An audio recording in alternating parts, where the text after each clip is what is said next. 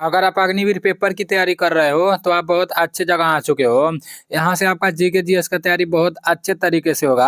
आज के इस वीडियो में टोटल 30 प्रश्न लिए गए हैं। 15 प्रश्न सामान्य ज्ञान के रहने वाले हैं और 15 प्रश्न सामान्य विज्ञान के रहने वाले हैं। 30 प्रश्न समाप्त होने के बाद लास्ट में ईमानदारी पूर्वक से कमेंट करके बताना कि इन 30 प्रश्न में से आपका कितना प्रश्न सही हुआ है। और रोज सुबह में 7 बजे जैसे इसी एनडीसी नीलेश डिफेंस करियर वाले यूट्यूब चैनल पर आप लोग का क्लास आता है। आज थोड़ा लेट हो गया है तो इसके लिए मैं आप लोगों से माफ़ी चाहूँगा। सबसे पहला प्रश्न है कि यूएनओ के झंडे में किसकी पत्तियां बनी होती है। यूएनओ के झंडे में किसकी पत्तियां बनी होती हैं। पीपल, जैतून, नीम और नट, इनमें से कोई नहीं। तो इसका राइट आंसर क्या हो जाएगा। यहाँ पर यूएनओ के बारे में बात किया जा रहा है ना, तो यूएनओ के झंडे में किसकी पत्तियां बनी होती हैं। इसका राइट आंसर जैतून हो जाएगा। ठीक है ना, जैतून इज राइट आंसर। यूएनओ का मुख्यालय कहाँ पर है, तो यूएनओ का मुख्यालय न्यूयॉर्क में है। ठीक है ना, ये भी प्रश्न अगली बार पूछा गया था। यूएनओ में प्रेजेंट टाइम में टोटल कितने सदस्य हैं, तो 193 सदस्य देश हैं। ठीक है ना, ये भी आप लोग को पता होना चाहिए। और यूएनओ का स्थापना कब हुआ था, तो यूएनओ का स्थापना कब हुआ था, 1945 को यूएनओ का स्थापना हुआ था। ठीक है ना, ये आप लोगों को पता होना चाहिए। 1945 का यूएनओ का स्थापना हुआ था। नेक्स्ट प्रश्न की तरफ चलते हैं। आपका नेक्स्ट प्रश्न है कि विश्व व्यापार संगठन डब्ल्यूटीओ का मुख्यालय कहाँ स्थित है। आप लोग को ध्यान से मेरे बातों को सुनते हुए चलना है। ठीक है ना, और अपने कॉपी में प्रश्नों को लिखते हुए भी चलना है। विश्व व्यापार संगठन डब्ल्यूटीओ का मुख्यालय कहाँ स्थित है। Geneva, New York, the Hague, Washington DC. इसका राइट आंसर क्या हो जाएगा। विश्व व्यापार संगठन डब्ल्यूटीओ का मुख्यालय कहाँ स्थित है, तो इसका राइट आंसर जेनेवा हो जाएगा। ठीक है ना, विश्व व्यापार संगठन जिसे डब्ल्यूटीओ बोला जाता है, तो इसका मुख्यालय कहाँ पर स्थित है। इसका राइट आंसर जेनेवा हो जाएगा। मोस्ट इंपॉर्टेंट प्रश्न है। ठीक है ना, नेक्स्ट प्रश्न है कि केवलादेव राष्ट्रीय उद्यान कहाँ स्थित है। असम, राजस्थान, उड़ीसा और कर्नाटक है। केवलादेव राष्ट्रीय उद्यान कहाँ स्थित है। इसका राइट आंसर राजस्थान हो जाएगा। ठीक है ना, केवलादेव राष्ट्रीय उद्यान कहाँ स्थित है, तो Rajasthan is right answer. Next प्रश्न की तरफ चलते हैं। केवलादेव राष्ट्रीय उद्यान राजस्थान में स्थित है। ठीक है ना, नेक्स्ट प्रश्न है ऑस्ट्रेलिया का राष्ट्रीय पक्षी क्या है। ऑस्ट्रेलिया का राष्ट्रीय पक्षी क्या है। कंगारू, एमू, कोवा और मोर है। तो इसका राइट आंसर एमू हो जाएगा। ठीक है ना, emu is right answer. Next प्रश्न की तरफ चलते हैं।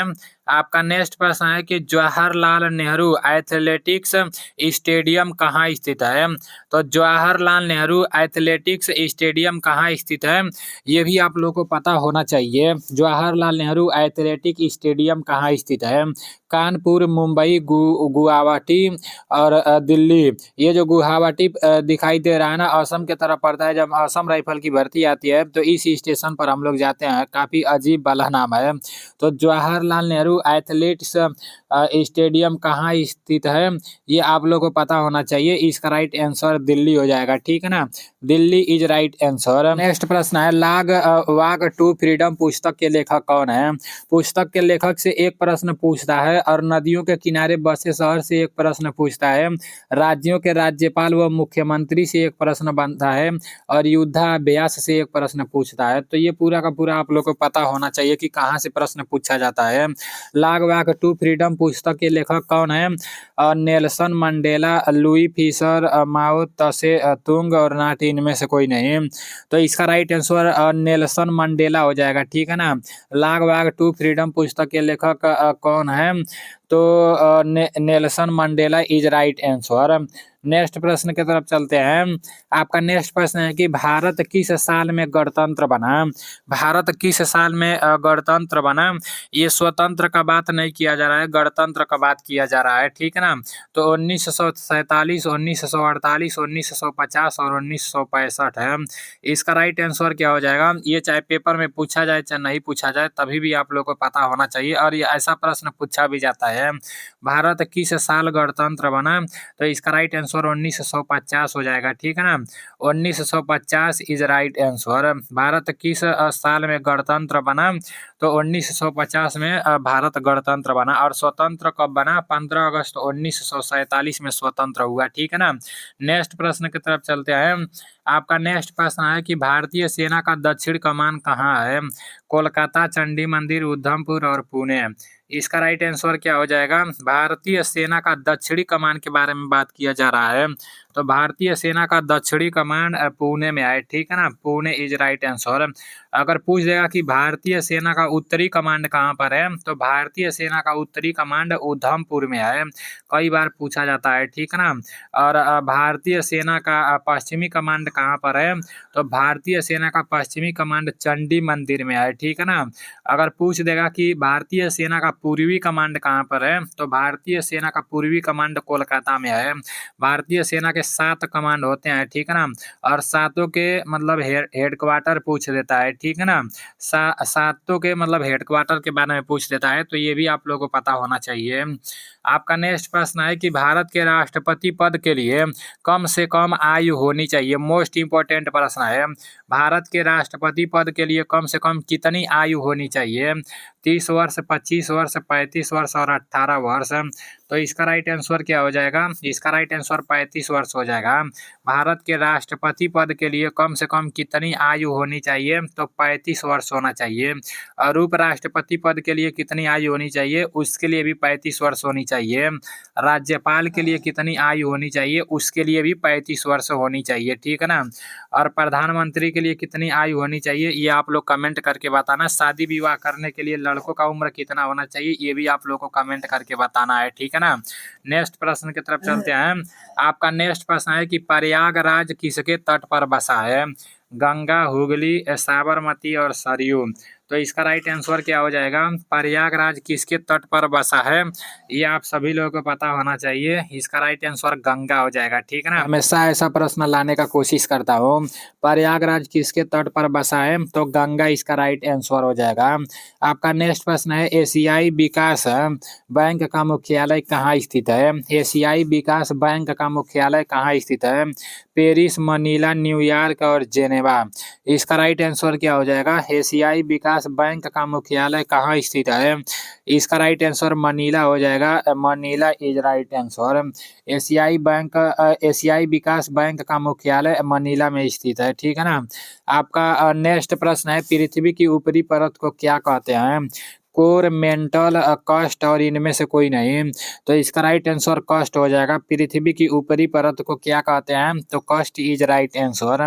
पृथ्वी की ऊपरी परत को क्या कहते हैं? पृथ्वी की ऊपरी परत को कस्ट कहते हैं, ठीक है ना। अब जो पढ़े होंगे उनको तो पता होगा और जो नहीं पढ़े होंगे उनको नहीं पता होगा। नेक्स्ट प्रश्न की तरफ चलते हैं। आपका नेक्स्ट प्रश्न है कि स्वतंत्र भारत के पहले शिक्षा मंत्री कौन थे? कई बार मैं आप लोगों को बता चुका हूँ। स्वतंत्र भारत के पहले शिक्षा मंत्री कौन थे? सरोजनी नायडू, अमृता कौर, जीवी मावलंकर और अबुल कलाम आजाद है। तो इसका राइट आंसर क्या हो जाएगा? स्वतंत्र भारत के पहले शिक्षा मंत्री कौन थे?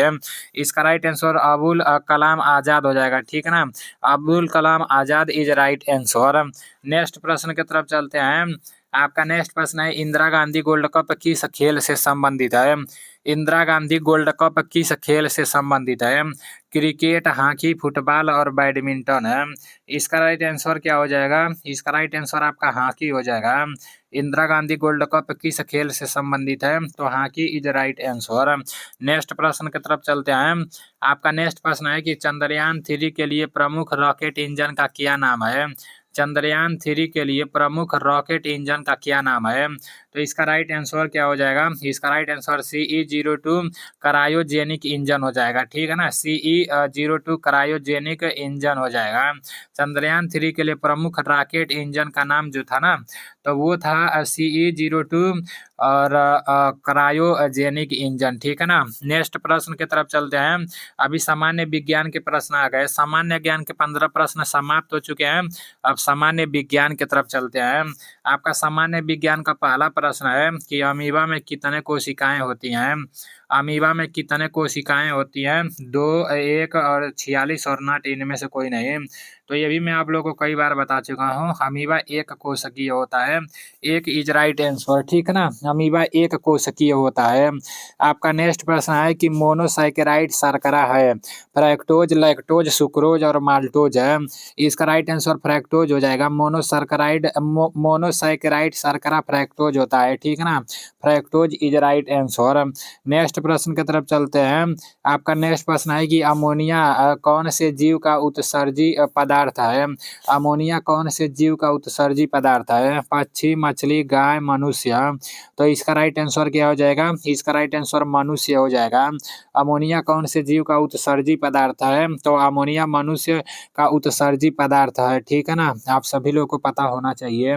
आपका नेक्स्ट प्रश्न है कि श्यानता का मात्रक क्या है? न्यूटन प्रति सेकेंड और पॉइज इनमें से कोई नहीं। तो इसका राइट आंसर क्या हो जाएगा?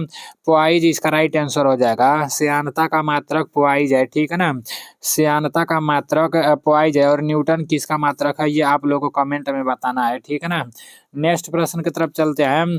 आपका नेक्स्ट प्रश्न है ओजोन छिद्र की खोज किसने की? जोसेफ फोरमैन, प्रिस्टले, रदरफोर्ड इनमें से कोई नहीं। तो इसका राइट आंसर आपका जोसेफ फोरमैन हो जाएगा। ओजोन छिद्र की खोज किसने की? तो आप सभी लोगों को पता होना चाहिए। इसका राइट आंसर जोसेफ फोरमैन हो जाएगा, ठीक है ना। नेक्स्ट प्रश्न की तरफ चलते हैं। आपका नेक्स्ट प्रश्न है ईईजी किससे संबंधित है? यकृत, हृदय, मस्तिष्क और आंख है। तो इसका राइट आंसर मस्तिष्क हो जाएगा। ईईजी किससे संबंधित है? इसका राइट आंसर मस्तिष्क हो जाएगा, ठीक है ना। नेक्स्ट प्रश्न है कि चांदी का काला पड़ना परिवर्तन है? भौतिक परिवर्तन, रासायनिक परिवर्तन, दोनों और इनमें से कोई नहीं। तो इसका राइट आंसर क्या हो जाएगा? चांदी का काला पड़ना किसका परिवर्तन है?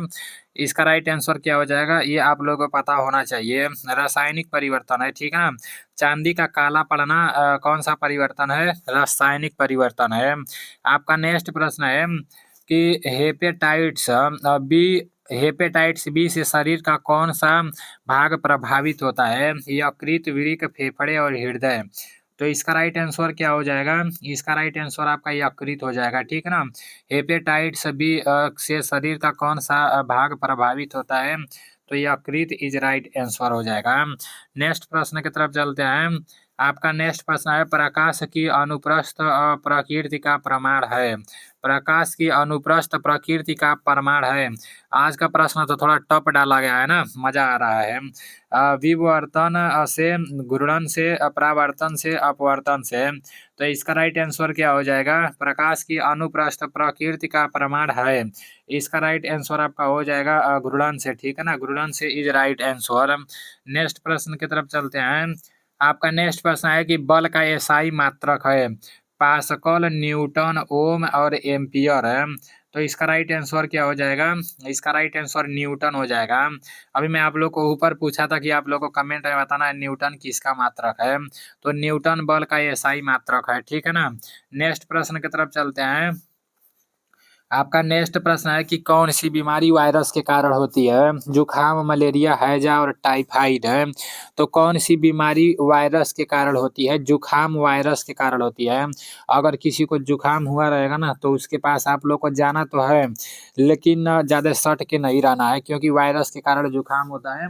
तो फिर आपको भी हो जाएगा। अगर किसी को जुखाम हुआ रहेगा उसका दस्ती आप इस्तेमाल करोगे, या मतलब कुछ भी जैसे उसका जुखाम के टाइम वाला इस्तेमाल करोगे तो फिर आपको भी हो जाएगा।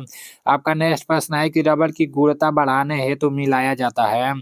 सल्फर, फास्फोरस, आयोडीन और कैल्शियम है। तो इसका राइट आंसर सल्फर हो जाएगा। Sulphur is right answer. रबड़ की गुणवत्ता बढ़ाने हेतु क्या मिलाया जाता है? तो सल्फर मिलाया जाता है। नेक्स्ट प्रश्न है कि पर्णहरित में कौन सी धातु पाई जाती है? लिथियम, मैग्नीशियम, कैल्शियम और पोटेशियम है। तो इसका राइट आंसर मैग्नीशियम हो जाएगा। पर्णहरित में कौन सी धातु पाई जाती है? मैग्नीशियम पाई जाती है, ठीक है ना। पर्णहरित में कौन सी धातु पाई जाती है? मैग्नीशियम पाई जाती है। आपका नेक्स्ट प्रश्न नेक्स्ट प्रश्न है कि पर्यावरण की सबसे छोटी क्रियाशील इकाई है परितंत्र, सजीव, निर्जीव और पादप। तो इसका राइट आंसर आपका परितंत्र हो जाएगा। पर्यावरण की सबसे छोटी क्रियाशील इकाई परितंत्र होती है, ठीक है ना। आपका नेक्स्ट प्रश्न है और लास्ट प्रश्न है कि आकाश नीला क्यों दिखाई देता है। आकाश नीला क्यों दिखाई देता है। परावर्तन, अपवर्तन, प्रकिरण और विवर्तन है। इसका राइट आंसर आपका प्रकिरण हो जाएगा। प्रकिरण इज राइट आंसर। आकाश नीला क्यों दिखाई देता है, तो आकाश नीला प्रकिरण के कारण दिखाई देता है। अभी आप लोगों के 30 प्रश्न समाप्त हो चुके हैं। इन 30 प्रश्नों में से अगर आपका 25 से अधिक प्रश्न सही होगा ना, तो आपका इंडियन आर्मी का पेपर 100% निकलेगा, इसको कोई काट नहीं सकता है। अगर 25 से कम प्रश्न सही होगा ना, तो आप लोग को तैयारी और अच्छे से करने का जरूरत है। तो चलो ठीक है, मिलते हैं अगले वीडियो में। जय हिंद, वंदे मातरम।